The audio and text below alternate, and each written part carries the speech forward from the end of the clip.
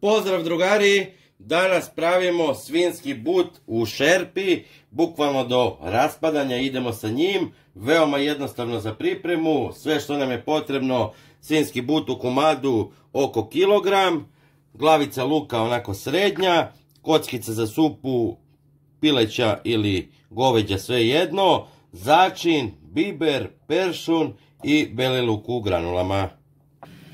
Sipajte u jednu činiju pola litra vrele vode da bi se kockica ova za supu rastopila bolje. Stavite bibera, znači onako malo više. Peršuna.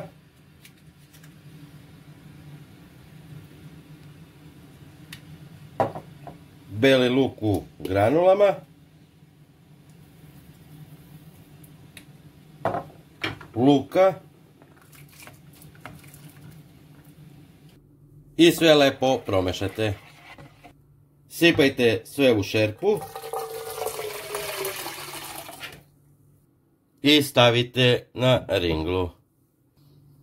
Onda uzimam but i ovako na nekih 3-4 cm malo rasecite unutra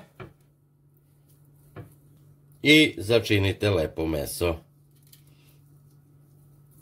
Ovako drugari, kad je provrlo, uzmite, znači smanjite ringlu na pola ili na trojku ako imate do šestice, to je najbitnije.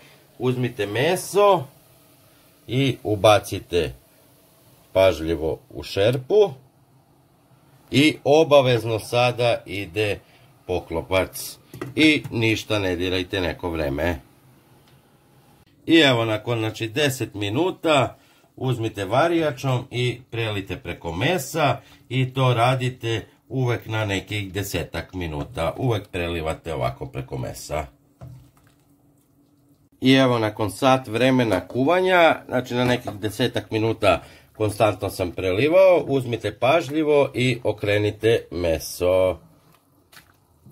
I ostavite da se krčka i dalje ga prelivamo na 10 minuta.